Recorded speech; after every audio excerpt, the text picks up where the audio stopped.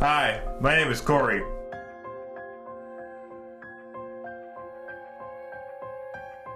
For years I said I was going to write a book called The World According to Cory because I've learned so much from him.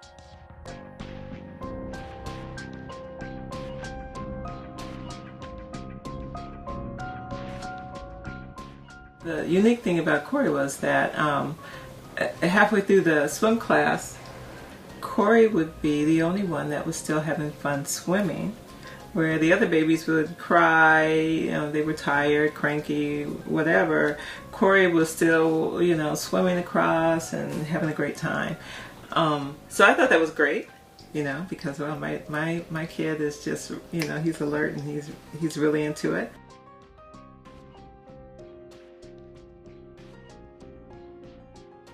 One of the things that I remember about Cory in terms of what he did differently was he would stand in front of the TV and he would shake his hands. And I remember my father sort of describing it as cute because he was a cute kid. But I think other family members sort of thought, that's not quite what kids normally do. Coordinator of the YMCA came up to me and asked me if Cory was autistic or had ADD because they weren't equipped to teach kids that had disabilities. And I felt a little insulted because I said, how you're no doctor, how do you have the nerve to try to diagnose my son? And I think he's perfectly fine and whatever. I do remember my mother really struggling with it. I remember her just wanting him to behave. And how come he just can't behave? And her calling and saying, he is driving me crazy. He just will not behave. And I'm like, Karen, Mom needs to go to a class. She needs some counseling because she needs to understand he isn't going to be like every other kid. I think one time the teacher told me he was picking at the carpet in the classroom. And I'm thinking, if anybody else did that, it wouldn't be a problem.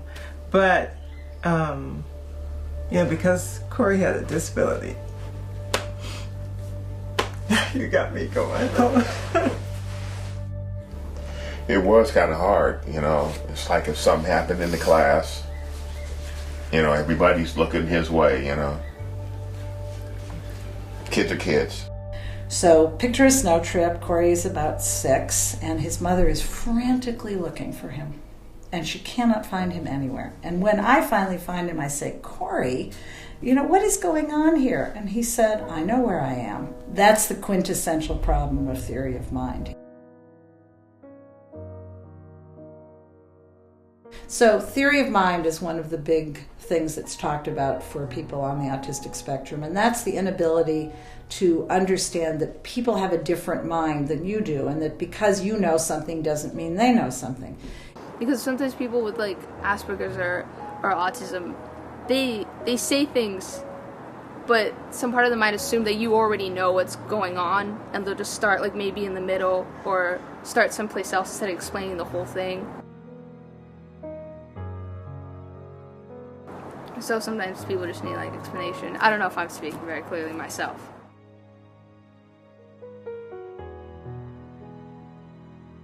And that it always seemed that around Christmas and New Year's, he would sort of get in a funk.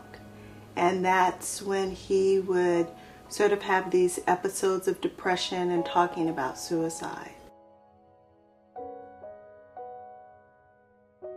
There would be this cycle where I would just think about suicide, but that was only because I felt so bad about what I did. But in reality, I would do it again, and then the cycle would go over and over again.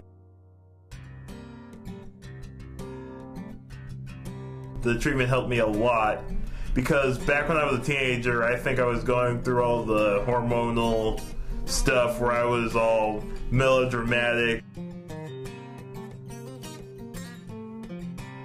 He's also an example I use when parents say, I don't want to send my kid to a school like that, to a therapeutic school. But my answer is it's not about having typical peers, it's about doing typical things. Eventually, he blended right in with everybody else. He started developing friends. When we were munchkins, we met. So very, very young. I've known him for a long time. And I met him through the FACT program. He has a way of just speaking his truth, and everyone's just okay with whatever he says, because he's Cory, and he's funny, and he's got his own thing. He enjoys work. He wants to go I like it too. He wants to go to work, He goes to work 5 days a week. Well, now, but in school, when he's in school. Part-time. He goes to school 2 days a week. Yeah. Full time. And he works 3 days a week. Yeah, and he up and gone. I am really proud of him. He, this semester, he found out that he had to attend school full time in order to get a free bus pass. And then next thing I knew, he says, well, August is coming up, I need a new bus pass. And so I went ahead and registered for my classes. You did? Actually started a club that I would actually get paid for. And it was a Japanese club. Prom time was coming. I want my kid to have the full experience, right? And Village Gun, they have their prom. And so then I thought, okay, well, I guess I'll ask Elizabeth if Monique would want to, go with Cory to the prom. He said, oh no, I already asked, someone else. And yeah, I said, well, yeah, but what did she say? Oh, she said, yeah. We're going back to the snow. And I say to him, Cory, remember what happened? He said, Linda, I know that people don't know what I'm thinking.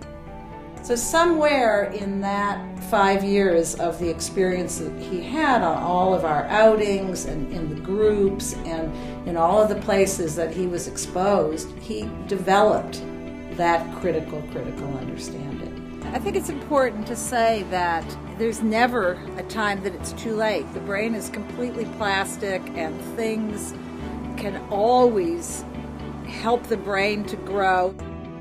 We're human beings, and we have feelings, and we're just like you. The only difference is we might experience the world differently, but everyone experiences the world differently.